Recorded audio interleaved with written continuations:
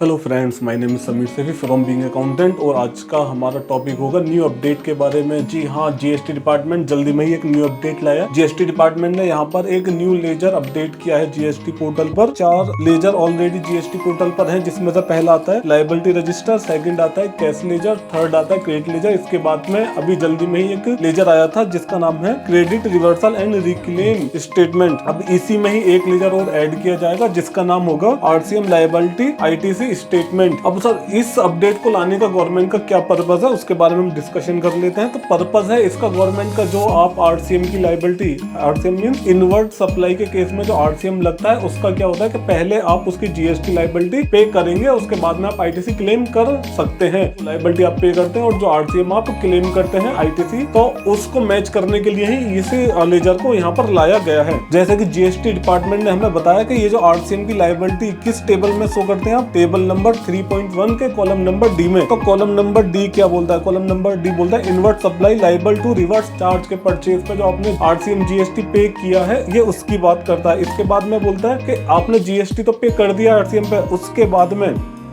यहाँ पर क्या दिया 4A2 और 4A3। अब 4 तो ये हो गया, पार्ट हो गया ए के बाद में कॉलम नंबर 2 एंड 3, इसमें जो आप आरसीएम का आईटीसी क्लेम करते हैं ये उसके बारे में यहाँ बात करता है। यानी कि यहाँ जो आप 3.1 में लायबिलिटी पे करते हैं उसका, और यहाँ जो आप क्लेम करते हैं 4A2 और 4A3 में, इसका रिकंसिलेशन के लिए ही ये यहाँ पर लेजर लाया गया है। अब सर, ये लेजर अभी जीएसटी पोर्टल पर अपडेट नहीं हुआ है, तो ये कब से एप्लीकेबल होगा हमारे लिए? जीएसटी डिपार्टमेंट ने यहाँ पर डिफाइन किया है कि ये अगस्त मंथ की आप रिटर्न करेंगे तो उसमें आपको कुछ डिटेल्स अपडेट करनी होगी आरसीएम से रिलेटेड। अगस्त मंथ की जो रिटर्न है वो फाइल होगी 1 अप्रैल से स्टार्ट होगी और उसकी 20 तारीख लास्ट डेट होती है। सर, ये तो हो गया मंथली वालों के लिए। अभी क्वार्टरली वालों के लिए तो अगस्त मंथ में कोई 3B अवेलेबल होती ही नहीं है, तो उस केस में क्या करना है? अब क्वार्टरली की बात करें, वहां से जुलाई टू सितंबर की जो रिटर्न होगी ये उसके लिए बात कर रहे हैं। तो जब आप अपने सितंबर की रिटर्न फाइल करेंगे तो उससे पहले आपको क्या करना है? यहाँ पर आरसीएम लायबिलिटी आईटीसी स्टेटमेंट को चेक कर लेना है और इसमें कुछ डिटेल्स आपको अपडेट करनी होगी।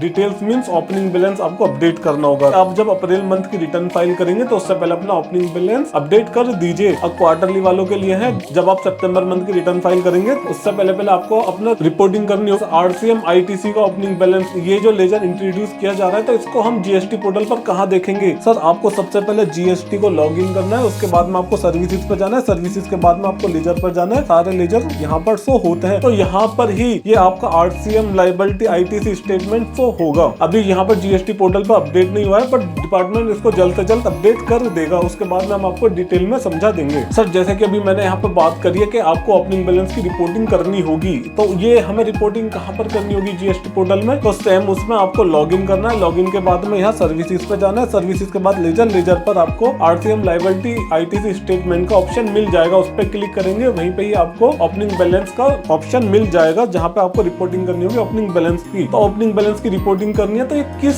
तरीके से करनी है, इसका मैनर क्या होगा? यहाँ जो डिपार्टमेंट ने समझाया, केस वाइज समझाया कि पहला केस में क्या करेंगे, सेकंड केस में क्या करेंगे और थर्ड केस में आप क्या करेंगे। डिपार्टमेंट बोलता है कि उस आईटीसी की बात करता है जो ऑलरेडी पेड किस में कर सकते हैं, आरसीएम की लायबिलिटी। आरसीएम की लायबिलिटी किस में पे होती है? 3.1 टेबल में, और इसका कॉलम क्या होता है? कॉलम होता है डी। आप 3B में चेक करेंगे, जहां आरसीएम की लायबिलिटी पे करते हैं वो होता है 3.1 का डी ऑफ जीएसटीआर 3B इसमें पे करते हैं, तो यहाँ की बात करता है ये। तो अब इसमें पहले केस में बोलता है कोई ऐसी लायबिलिटी मींस जो आपने यहाँ पे कर दी है, ऐसा परचेज का आरसीएम का कोई भी इनवॉइस या लायबिलिटी जो आपको पे करनी थी और आपने पे कर दिया, जहाँ पे आपने उसका आईटीसी क्लेम नहीं किया है, यानी कि जो आरसीएम की पेमेंट की है उसका आईटीसी सेम मंथ में क्लेम नहीं किया है। अब आपको पता लगता है जब क्लेम नहीं किया है इसको, आपने सोचा नेक्स्ट मंथ में कर लेंगे, तो यहाँ गवर्नमेंट ने बोला है कि इसका आईटीसी जो आपका आरसीएम रह गया है, आरसीएम का आईटीसी, उसको क्लेम करने से पहले आपको यहाँ पे ओपनिंग बैलेंस का रिपोर्टिंग करनी होगी। उसके बाद में आप इसका आईटीसी क्लेम कर सकते हैं। अगर आपको रिपोर्टिंग करने से पहले आप इसका आईटीसी क्लेम करेंगे तो इसमें एक एरर आ जाएगा, जिसकी वजह से आपको नोटिस आ सकता है। रिपोर्टिंग करनी है आपको ओपनिंग बैलेंस की, ये करनी है आरसीएम लायबिलिटी आईटीसी स्टेटमेंट में आपको करना है। बट सर, यहाँ पर आता है कि आपको क्या वैल्यू यहाँ मेंशन करनी है, तो यहाँ पे मेंशन क्या है? अगर कोई ऐसा आईटीसी है का लायबिलिटी पे तो कर दिया है बट उसका आईटीसी क्लेम करना रह गया है, तो यहाँ पर पहले अपडेट कर दीजिए ओपनिंग बैलेंस में, और उसके बाद में उस वैल्यू को आपको रखना है पॉजिटिव। सर, हम अपना सेकंड केस देखते हैं। पहले केस में था कि लायबिलिटी पे हो गई, अगर उसके बाद में में आपने आज का आरसीएम का आईटीसी क्लेम नहीं किया है तो उसमें आपको जो ओपनिंग बैलेंस में रिपोर्टिंग करनी है वो पॉजिटिव वैल्यू की रिपोर्टिंग करनी है। अब हमारा सेकंड केस आ जाता है। सेकंड केस क्या आता है, यहाँ पे आपने आईटीसी तो क्लेम कर लिया है बट आपने यहाँ पर लायबिलिटी पे नहीं की है। सर आईटीसी कहाँ क्लेम होता है, जैसे कि इसने ऑलरेडी बताया है टेबल नंबर 4 का बी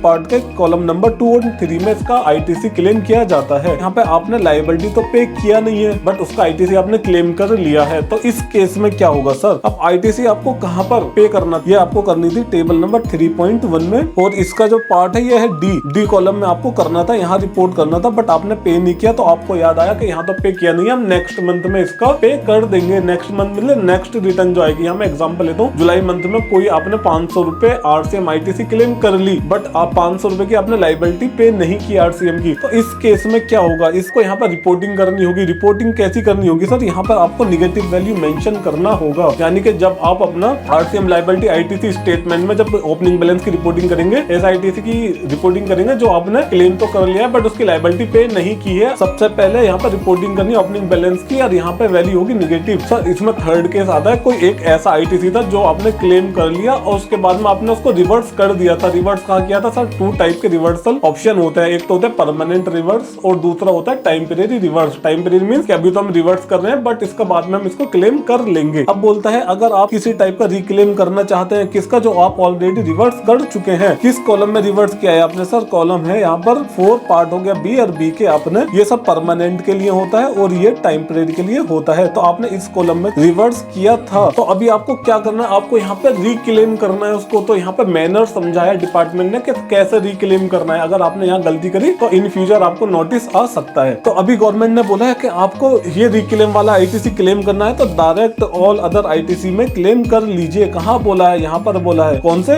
टेबल 4 का ए पार्ट का 5 में बोला गया है ये ऑल आईटीसी में इसको क्लेम कर लीजिए। और नॉर्मल वे में मैं बात करूं, अगर हमें ये रिक्लेम करना था तो किस कॉलम में करना था सर, हमें इस कॉलम में करना था 2 और 3 में इसको रिक्लेम करना था, जिसको गवर्नमेंट ने मना कर दिया कि यहाँ क्लेम ना करना है और क्लेम करना है आपको ऑल अदर आईटीसी में। अगर आप यहाँ पर इंपोर्ट ऑफ सर्विसेज में और inward supply liable to reverse charge other than 1 और 2 में इस कॉलम में आप क्लेम करते हैं तो यहाँ पर ये मेंशन हो जाएगा लेजर में कि आपने एक्सिस आरसीएम आईटीसी क्लेम किया है। सर अभी तो ये हमने समझा दिया ये इसको लाने का पर्पस क्या था। अब सर इसको हमें कब तक डन करना है, डन मतलब ये रिपोर्टिंग वगैरह हमें कब तक करनी है, ओपनिंग बैलेंस की रिपोर्टिंग करनी होगी हमें। अगर मैं मंथली वालों के लिए बात करूं, उसे कब से कब तक की रिपोर्टिंग करनी है, उसको रिपोर्टिंग करनी है अप्रैल फाइनेंशियल ईयर 24 और 25 से स्टार्ट होगा, जिसमें 1 अप्रैल से स्टार्ट होगा और जुलाई मंथ का जो लास्ट है वहां तक की आपको रिपोर्टिंग देनी है। इन्होंने अपनी क्वार्टरली सिलेक्टेड किया हुआ है जीएसटी रिटर्न, उनको रिपोर्टिंग करनी होगी अप्रैल से जून तक की, क्योंकि उन्होंने जब भी रिटर्न फाइल किया फर्स्ट क्वार्टर का ऑप्शन था वो उन्होंने फाइल किया है, जुलाई और अगस्त की कोई उन्हें रिपोर्टिंग नहीं देनी है। और सर ये रिपोर्टिंग हमें कब तक देनी है, इसकी ड्यू डेट होगी 31 अक्टूबर। अब